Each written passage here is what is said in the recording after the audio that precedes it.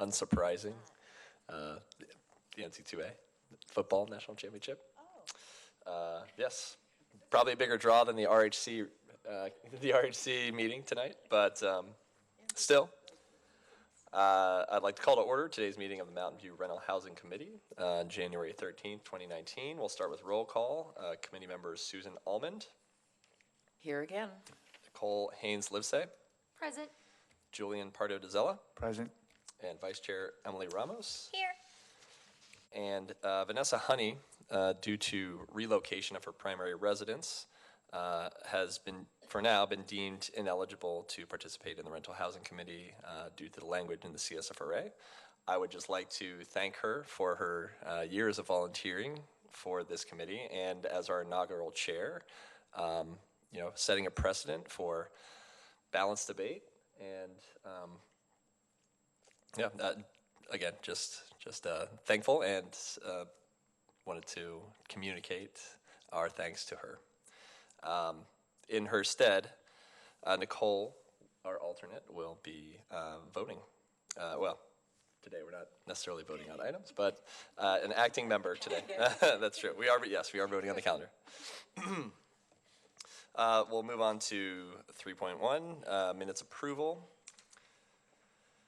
Approval of the minutes for the November 4th meeting.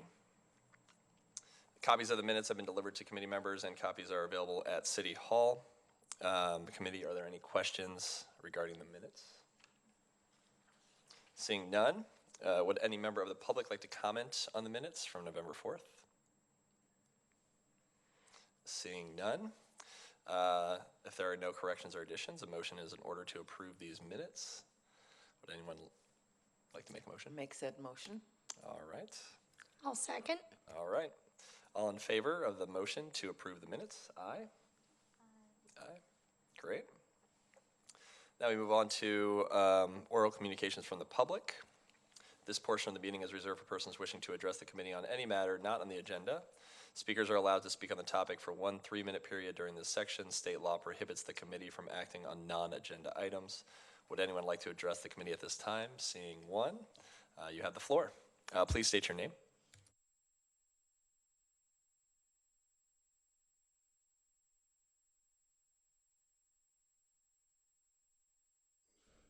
Oh, there we go. Okay.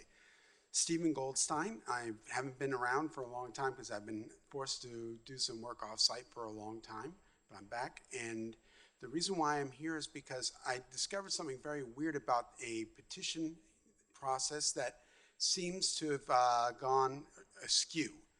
And that was that at one point in time, my landlord petitioned for a rent increase, but when he declared that he was in compliance with the CSFRA, he may have committed fraud because he was charging me late fees. And under the CSFRA, there are no fees allowed except for the lawful rent. And what happened is that the hearing officer did not validate to make sure that he was actually in compliance with the CSFRA, which means that the decisions that was made, in effect, has to be reversed, because in order for a petition to be even considered, you have to be in compliance with the CSFRA. And it clearly states that there are no fees allowed other than the lawful rent if you look at the letter of the charter. And so I was completely surprised to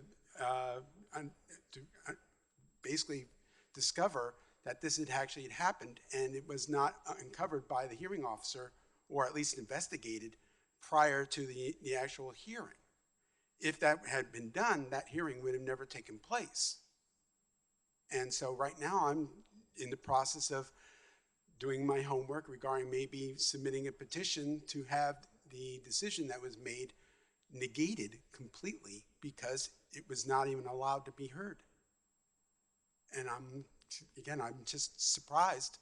What was going on was that I went to multiple hearings regarding the tenant and landlord educational process for the CSFRA, and many times landlords asked the question, what fees are allowed? And they were always said, none. And I know my landlord was at those meetings because I witnessed it. So to me, it literally shows that this particular person literally made a false claim in a legal document to the city. That is fraud. And I'm surprised that this has not been even discussed yet. That's all I wanted to discuss. Thank you. Thank you for your comment. I'll just say that we're not allowed to act on any items from public comment, but if you do have a complaint, I would encourage you to work with our staff to submit that complaint. Thank you very much. Next item on the agenda, if there are no other public comments. Okay. Next item would be item 8.1, the overview of ballot measures to amend the CSFRA. I believe we have a presentation from, all right, Karen. It's from me. Good evening, it's me again.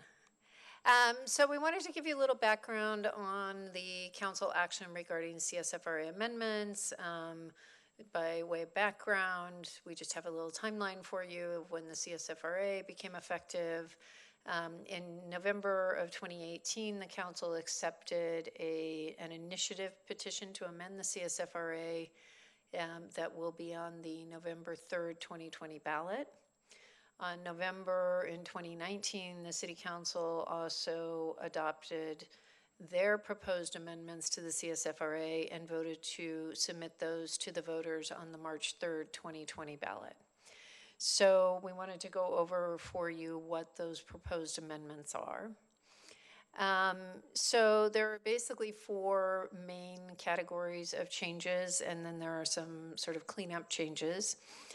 The first one is the relationship between the RHC and the city council. So this is sort of clarifying language has been put into the CSFRA, I think in section 1709, to allow the council to remove RHC members. Currently, the CSFRA says that the council appoints them, but it does not state anything about removal. So just to clarify that, as with other city commissions, the council can remove RHC members. It also would allow the council to delegate some tasks to the RHC. There is language to make it clear that those tasks have to come with some financing authority, since the only financing authority the RHC has is the fees collected from covered units. This is primarily thought to address if the council adopts mobile home rent control, but it could cover other things. There's also an amendment that would allow the council to appoint non-residents to serve on the RHC if they don't get enough qualified applicants for vacancies. The non-residents that could be appointed have to either own property in Mountain View or manage real property in Mountain View, covered units in Mountain View. So that's it. And then there's language that prohibits the RHC from compensating themselves, which you never have, but just to clarify. Shocking. One of the other areas of amendments is related to capital improvements. I think, as you all know, we've discussed this in the past. The CSFRA is fairly limited with regard to the individual petition process for rent increases. Those currently have to be tied to a fair return standard. So one of the amendments would allow an individual rent increase to compensate property owners for capital improvements. This would be up to the RHC to develop what that process is. So that is not covered in the amendments. So should the amendments pass, we will have our work cut out for us. The amendments do specify some of the categories for the capital improvements. So capital improvements that would be allowed are those that are necessary for compliance with health and safety codes.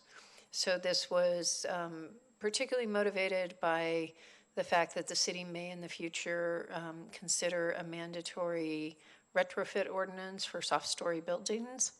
And there is a desire to allow property owners to recoup some of that if they have to do it.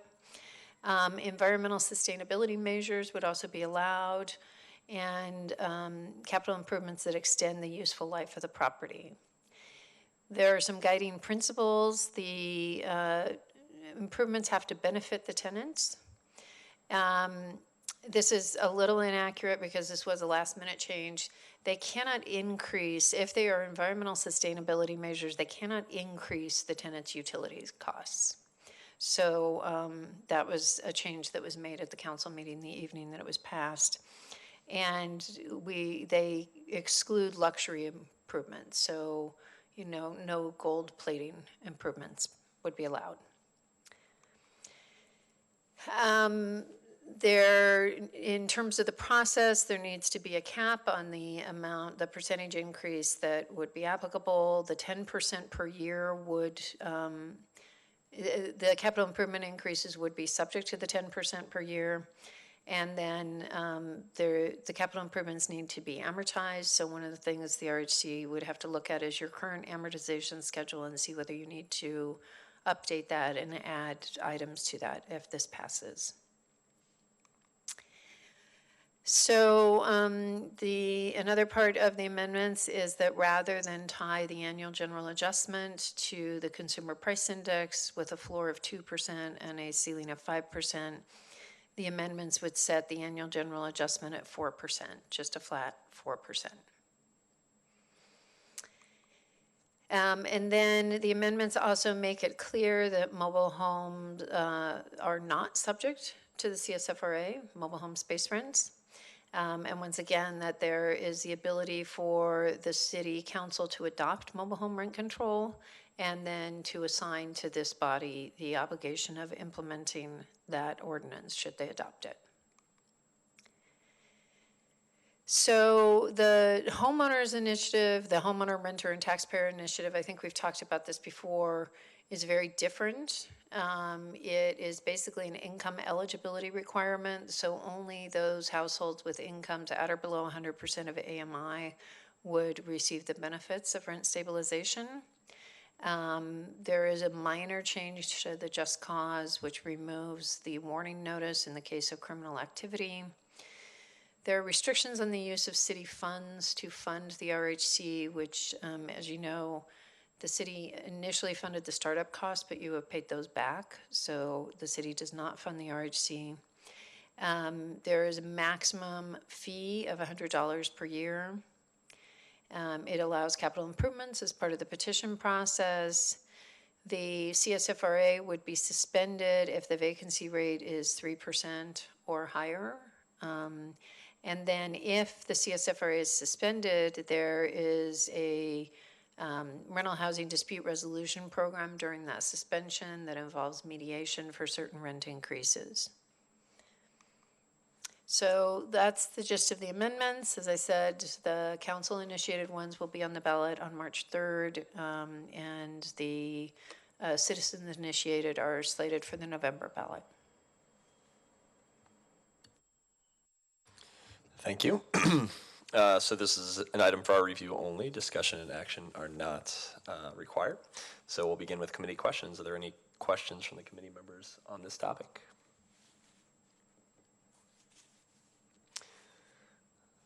All right, lively debate.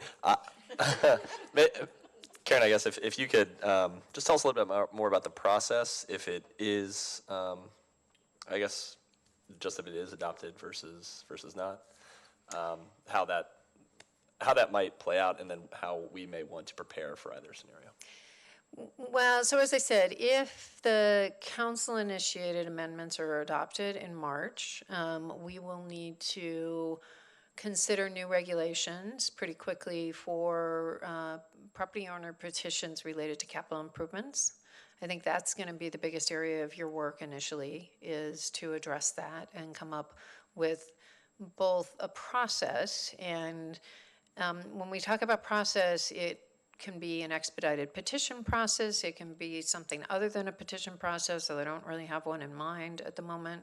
But a lot of the discussion around this topic centered around a process that would be somewhat expedited and not require property owners to submit a lot of detailed information about their property finances, although of course they would need to submit information about the capital improvements. So that's going to be the first thing that we're going to have to address to have that process in place. If it passes, I think we could expect to see an increase in petitions potentially, or an increase in whatever it is, whatever this process is, of property owners requesting increases. And so I think staff is going to have to think about that, and we're going to have to think about how to manage the potential for that with the hearing officers and having the appropriate staffing. Okay. And then in helping us prepare for either outcome, do you know if there has been polling or like if we were trying to judge the likelihood that we need to go down this route? Are you aware I of do any? not know. I don't know if Patricia does. Okay. I don't. I have heard of nothing on that front. All right. Matt, I Sure. believe there was polling, there is polling being done. I have no idea of the results because I got a phone call. And I did disclose as they were doing it that I am a member of the RHC, and they decided to continue the polling, so. All right. Interesting. Okay. Well, I mean, I think we'll all work with staff to try to save space for our. So the March meeting is our first meeting that would be after that the election. So I guess saving space in the March meeting and other meetings. For that Yeah, I content. assume we might have an agenda item of election outcome and Right. next steps. Okay. All right. So if there are no other questions, sure, Emily. So I was thinking about, I wonder if they asked you what you thought about the RHC in your poll. But another question is it also possible that we could also look at, depending on March elections, of how we could also do an expedited petition process? I know we talked about that, but obviously we probably shouldn't move forward unless we see the outcome of the election.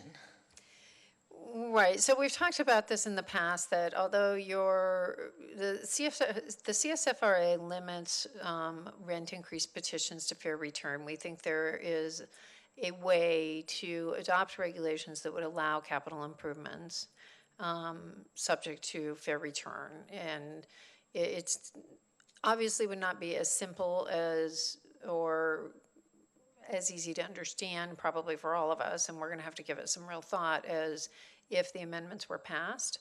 But if the amendments are not passed, we think that is still an option, and that may be something that even if they're not passed, this committee may want to consider adopting. So we've talked about it in the past.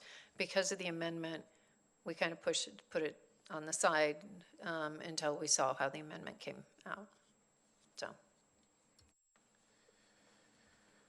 Sure, Julian. So what does it mean for us if both amendments pass? That's a really good question. So if the council-initiated amendment passes in March, you will get to implement that until November. And then in November, if the citizen-initiated amendment passed, that will then become the CSFRA. So we will then have a different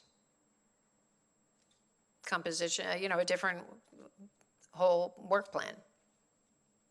So. Is there any concern that there's going to be inconsistencies between the two that are going to need to be resolved somehow? Well, so the issue is going to be that the Citizens Initiative amends the CSFRA as it currently exists. So what gets approved, should that get approved in November, will be amending something that no longer exists. And so I think we're going to have to work pretty carefully with the city attorney's office to come up with actually what is the law. So it is tricky. This is not going to be easy if they both were to get passed.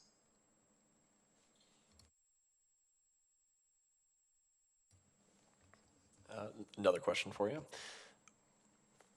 When it comes to engaging with the community as a body, many of the pieces of this amendment, the March amendment, were things that we had supported and recommended to council.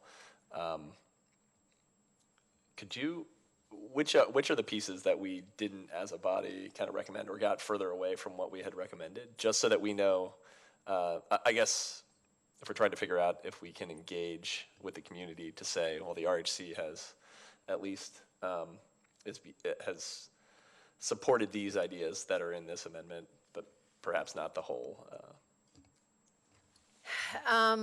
You know, I'm going to be hard pressed to remember everything that you all approved. I do think that you approved as a body the separate petition process. I do not think that you approved anything with regard to a flat annual general adjustment or the mobile home issue. But I think as a body, you have not taken an official position on this amendment. So I don't think as a body, you can say anything one way or the other, unless you were to take an official position, which you could agendize for your February meeting.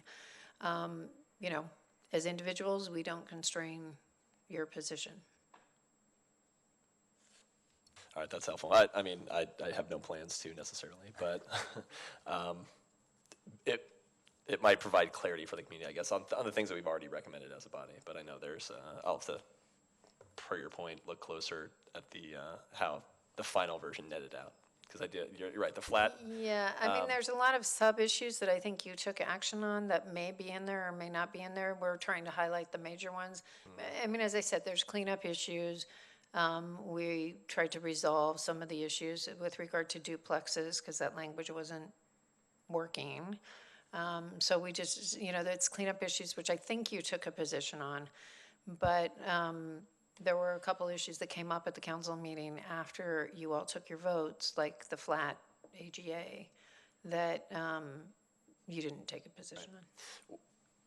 Would it be uncommon or unique for a body to have a stance on an issue like this?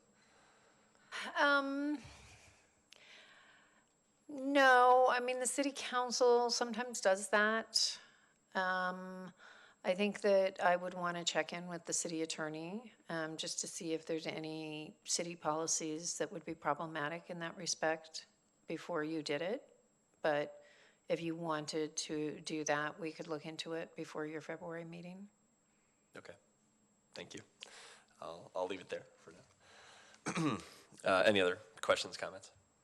I guess this is more of a comment because I guess I'm already, I've already told a reporter that I'm neutral on this measure because, well, largely because I didn't know if it would be appropriate for the community to think if we were one way or the other, that they would not have confidence that we would be able to implement it regardless of outcome. So that was a concern, but I think the letter that we sent to council is public, so that could be something that we could refer to.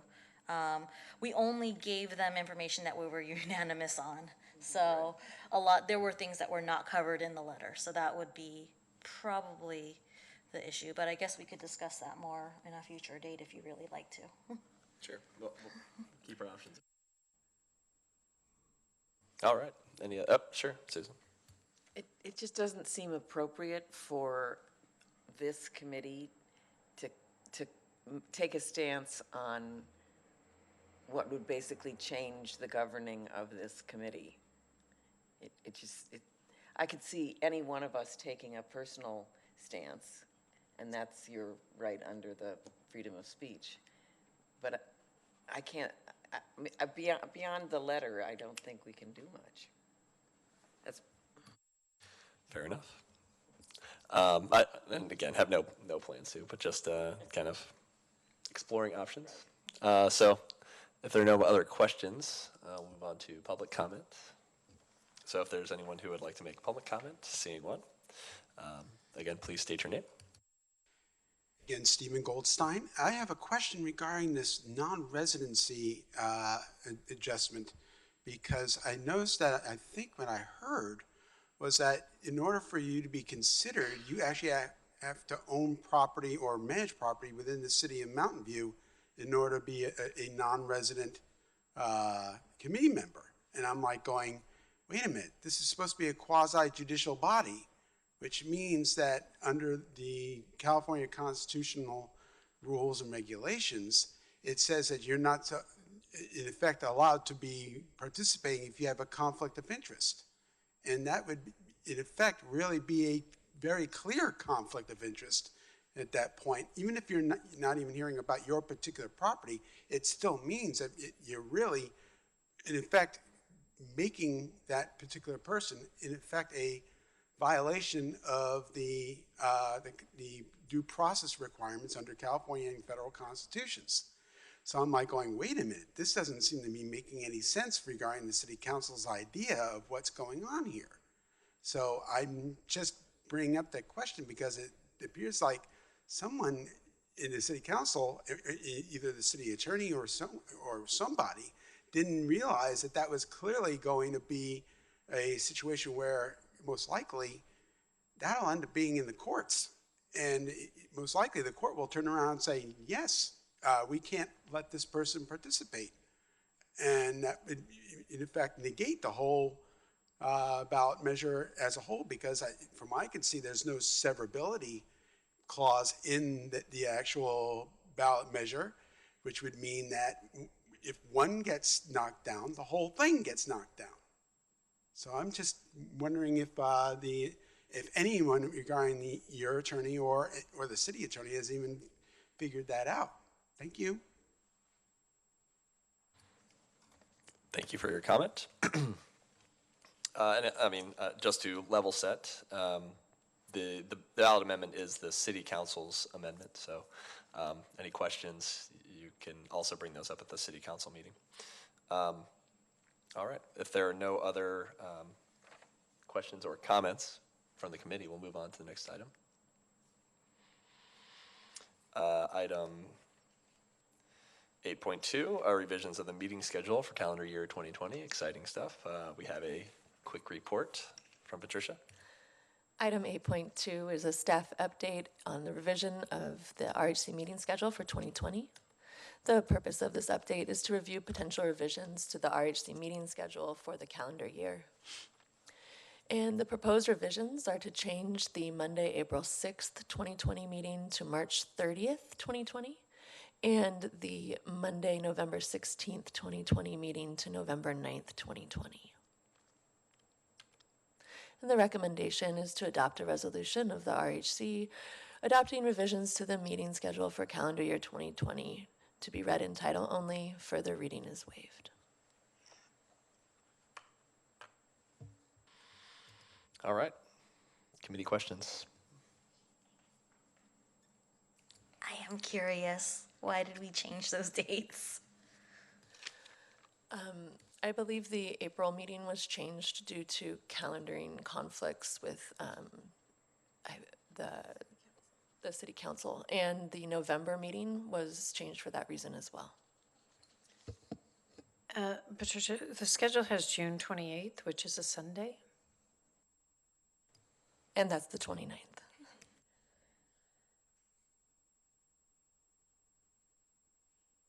A quick question for meetings now that we are down one member. Could you just remind us of what's required in order to have a valid meeting? The minimum that would be required for all of us for number to attend. Quorum is 3. Okay. That's correct. So the quorum is 3, so you need 3 people to conduct business. All right. So on that, well, okay.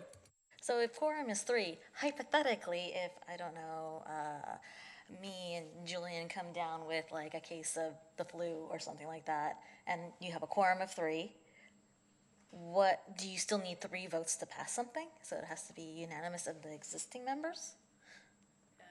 Yes, according to your rules, you need 3 affirmative votes to approve anything.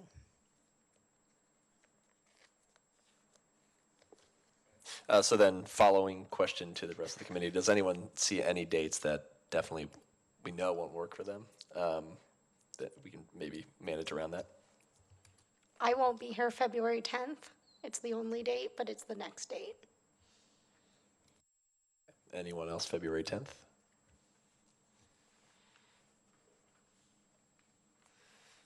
All right. Okay. And then I could leave this to comments, but I'll just say to the committee members, if you know ahead of time that you won't be able to attend, let us know. So we are running lean at the moment. Great. So any public comments on this item? All right. Seeing none, then we'll just move on to final comments and then a vote. Or if anyone would like to make a motion to adopt this, and then if we need to make that change to the 29th. I'll motion to adopt the calendar as presented, but changing June 28th to the 29th. All right. Is there a second? I'll second that. All right. All in favor? Aye. It's unanimous. Thank you very much. And now we'll move on to our final item of the evening, 8.3, Draft CSFRA Rent Stabilization Program Annual Report 2018-2019. I believe we have a staff report from Tricia. Item 8.3 is a draft review of the CSFRA annual report for fiscal year 2018-19. And the purpose of this item is to receive an informational presentation from staff on the draft report. This is very high level. You have a copy of it. And if you have any specific questions for staff, I'd be happy to review it at a later time as well. The first slides you see here are the front and back cover of our annual report, followed by a welcome page from staff thanking everyone who participates in making this process possible, including our wonderful committee, and then the table of contents. We have a timeline of the activities that led up to the CSFRA amendment, and then the first few years of our implementation, followed by highlights for fiscal year 2018-19. And then going into an executive summary of our activities and housing in Mountain View. And I'll go into a little bit of the overview of the executive summary. As you can see on that first page, it reviews kind of high level what we did this year. So we held 13 RHC meetings in the fiscal year.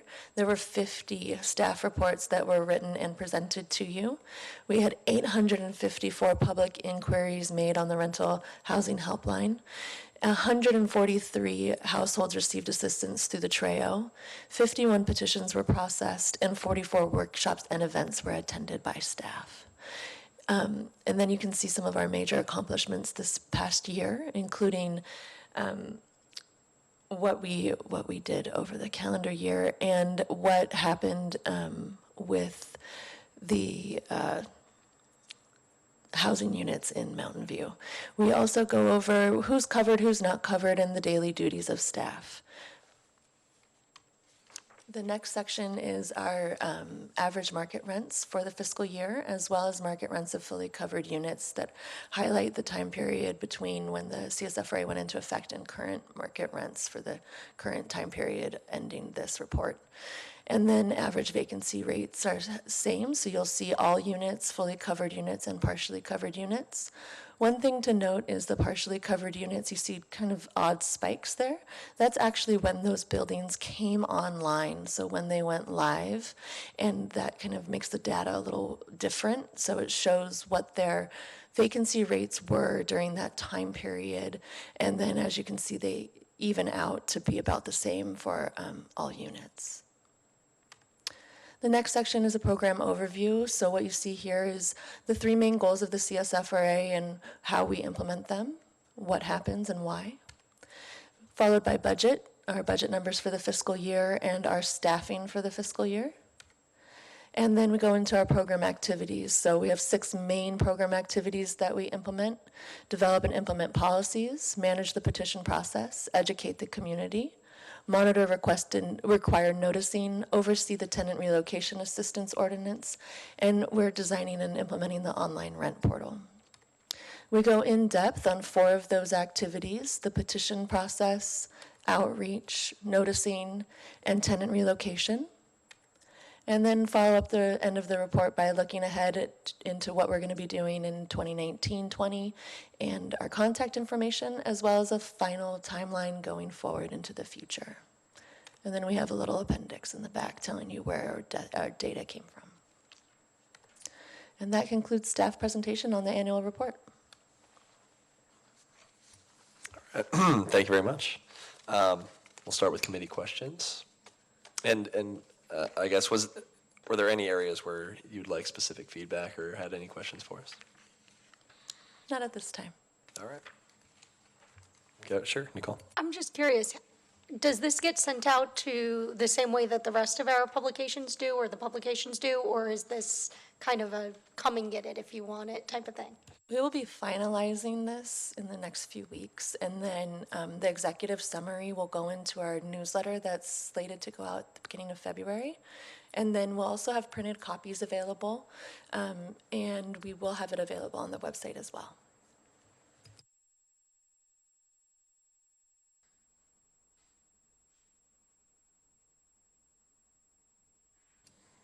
Any other questions?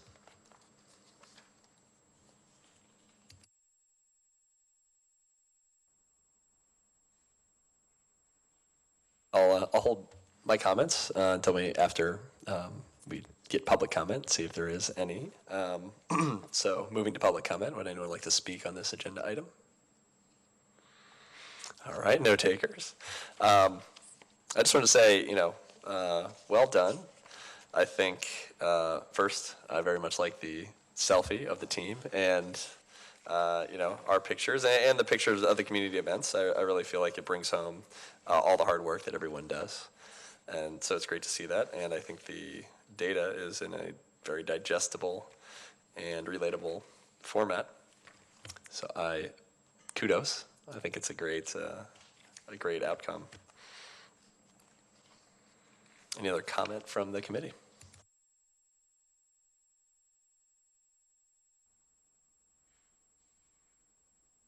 I would like to echo the sentiment. It's really pretty. I love the illustrations. I can't wait to see it out in the wild. Always fun seeing the group picture where I'm a whole head shorter than you two gentlemen, even though I'm a full step up. On the flip side, I think I look like a giant in that picture, but it's okay. It's the report's still great even with that picture. Question, do other jurisdictions, do they put out something similar, or is this relatively unique? They do. Yeah, most jurisdictions put out an annual report. Does it look as good as this one? I think that's the question. Staff cannot comment on that. Well I'll done. comment, they don't look as good as this one. All right.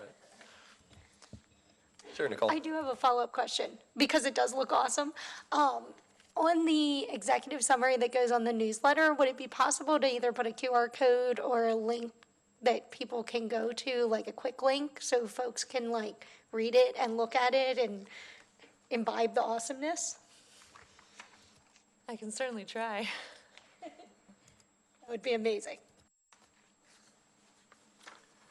And also, we could take a new picture if folks are not pleased with their picture. That's always an option. It's already in print. I think that seems like a lot of work. Yeah. We will have to take a new one for the 2019-20 All right. report. Yeah. Well, then I guess it depends on your willingness to, do a turnaround on that, a quick turnaround on that picture. But That picture is representative of the 1819 body. Yeah. it's true. Probably more accurate. Yeah, for me, I don't have any specific feedback. I will take a look, and I'd encourage committee members to kind of take a closer look when you get home. And, I'll forward any feedback I have on to Anki and team. Yeah, right now, looks great. Sure, Julian. Just out of curiosity, on page II, the top right photo, do you know where that was taken or what that specific event was? It was Thursday Night Live. Okay. And are those city That's Thursday Night Live. Yeah, so the Oh, top, that's the habitability workshop. That's our fire inspectors, our code inspectors that were there for the habitability workshop. okay, That's Eh. staff. okay. All right, thanks.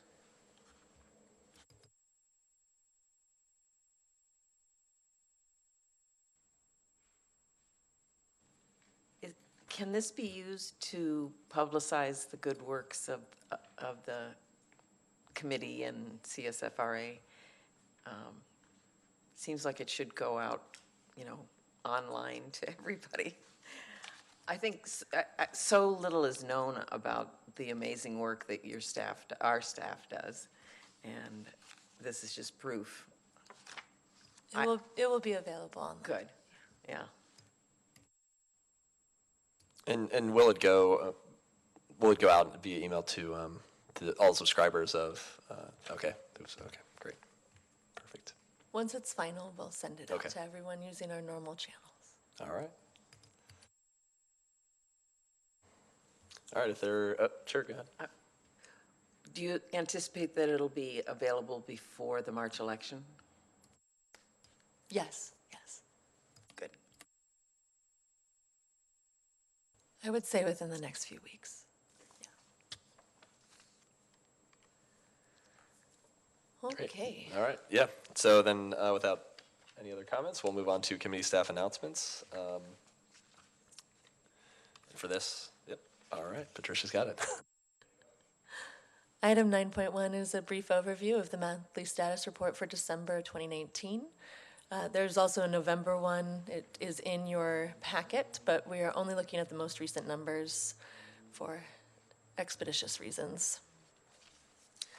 We have a total of 391 information requests this far in the fiscal year. And as you can see, the biggest chunk is for just cause eviction protections. We have 4 landlord-initiated conciliations and 6 tenant conciliations. Down in the petition overview, you can see that we have 1 landlord petition that is in review. Staff is likely to accept it this week. And we have 3 tenant petitions that were in the hearing process during December. We've had 5 tenant petitions that have settled, 1 that was decided, and 1 that was not accepted. Thus far, we have not had any appeals come before this body. The vacancy rate is currently 3.8% for fully covered units, and the average rent rate is about $2,630 for fully covered units. So that's the effective rent rate that people are currently paying when they sign up for new apartments. One thing to note is that we are transitioning over to the fiscal year for termination notices, so this information will be presented and reported that way going forward. We'll also be switching to the fiscal year for the multifamily property sales, but for the purpose of this particular monthly status report, I thought I'd ease everyone into that transition with just the terminations. As we finished the annual report, we noticed that we could probably make some of these things all match. So that's what we're doing. Right now we have 150 withdrawal notices for Q2 of 1920 and 1 demolition notice. We have 3 breaches of lease, and that's about it in terminations. As you can see, for calendar year 2019, we had 297 units affected by redevelopment, and that has resulted in 60 households that have received assistance. We also had 21 multifamily properties that were sold for a total transactions of 194 units, and there are currently 3 properties for sale for 20 units. Down in the workshops and clinics, we have had 21 landlords attend petition clinics so far this calendar year and 24 tenants. We've held 6 workshops and have had 97 people attend. Our largest workshop was just held in December for this calendar year, and that went over the CSFRA amendments as well as AB 1482, which are those changes to the state law for rent gouging and just cause eviction protections. And then the MNOI Consumer Price Index, you can see still the October numbers. They've yet to release the December numbers. It should be happening this week. And that concludes staff's presentation on item 9.1. And then item 9.2 is a monthly workshop overview of our coming workshop, which is on Thursday. We are having an interactive workshop for the first time where landlords can register their property through our portal. It will be happening on Thursday, January 16th at 6:30, and change of location. It is going to be in the second floor program room at the library. Everyone will have, well, hopefully, everyone will have access to computers. I think we have about 25 computers, and they'll be able to sit down and register for their property, and then also learn about the 2020 rental housing fee, which, as you all know, is $101 per unit. And I believe Andrea has a quick update on the rental housing fee collections for fiscal year 18-19 as well. If no one has any comments on, On the first one, on 9.1, if you could go back one. Just a couple questions. Did we have, do we see the decisions, the ones that are settled? I don't think we see what was settled. Those are private. Right. And then the decisions, though, we should see We those. can make sure those get to you. We have a Dropbox that we use. Yeah. And I think it's just, I think we have access to it. I think it's just more, I haven't seen any automated alerts that tell me that there's new content in there. But have we had decisions probably since our last meeting, I guess? We have one that just finalized. Okay. Yeah. Okay. I think we had two since their last meeting. I have to check on the appeal date for for one of them, but one of them is definitely just closed. Okay. If it's possible, I think to get a summary email or an email with the links to the committee members every on a monthly basis or something. I can send that out to you tomorrow. It's interesting reading, I think, and background for us. Also, I noticed, when it comes to households that receive assistance in 2018, it looks like there are more households that received assistance than units affected. Maybe that isn't always lower than the denominator, I guess, but. So it's not necessarily a 1-for-1 year over year, as you can see there. When properties go into redevelopment, that's the year that they start being in your redevelopment. That doesn't mean that that's the year that those tenants actually move and receive that assistance. I see. And because this is on a calendar year, we collect it based on when they fully receive their assistance, which is why those numbers differ and kind of roll throughout a year. Okay, got it. Thank you. All right. Sorry to hold you up. Now, you're right. Oh, sorry, Emily. I get to hold you up now. I got a question of the not accepted petition. Do we have a reasoning? Like, are there common reasons? Like, is this when they not accepted? I remember one not accepted a long time ago was because it was a mobile home resident, and we were like, nope. But what are the other reasons why we don't accept petitions? This one was not accepted because they they were petitioning for rent their petition was related to a tenant hardship petition, but they weren't receiving a banked increase. They were trying to petition against the general AGA, so it did not qualify. And one more question, which may or may not be out of the wheelhouse about Treo.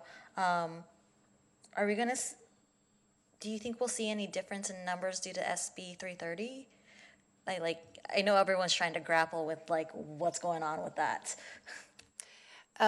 Yes, I think that SB 330, for the people who don't know, it amends the Housing Accountability Act and adopts the Housing Crisis Act of 2019.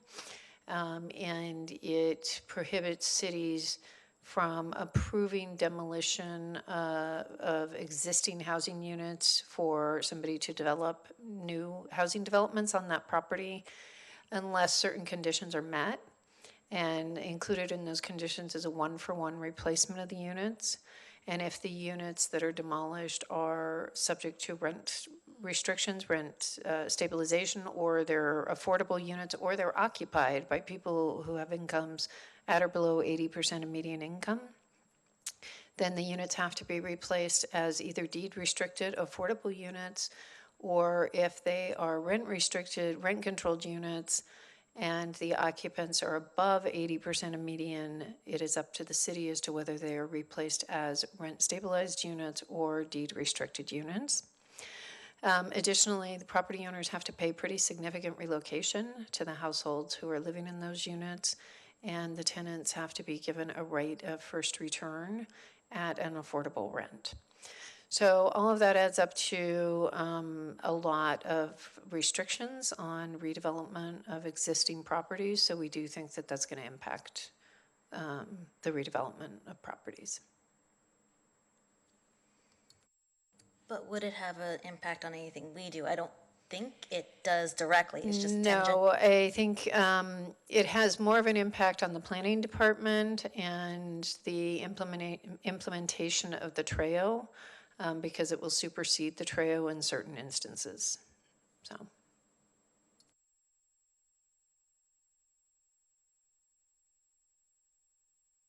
All right. Sure. I'm sure somebody has explained this before, but the average effective rent, is that based on a 2-bedroom, or what size are we talking about there? It's an average of all units. Oh, okay. On the withdrawals for landlord withdrawals, Q2 2019-2020, was that all one property, those 115?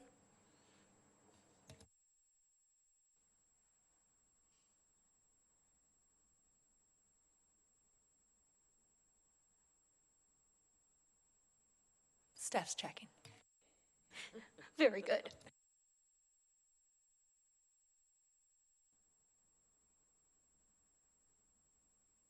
It's one property.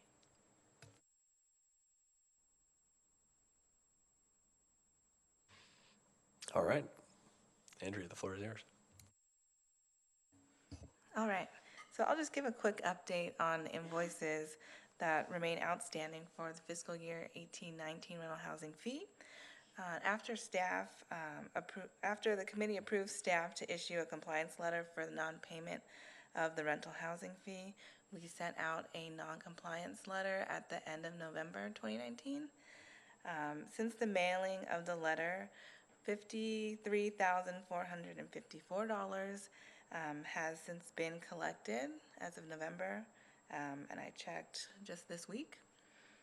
We found that many of the delinquent invoices and fees were due to new ownership or change in mailing address.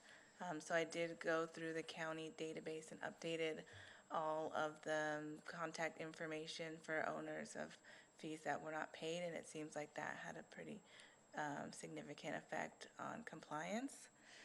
Also wanted to just let you know that staff plans to bring more in-depth analysis of the fees and invoicing in either the February or March meeting. All right. Thank you very much.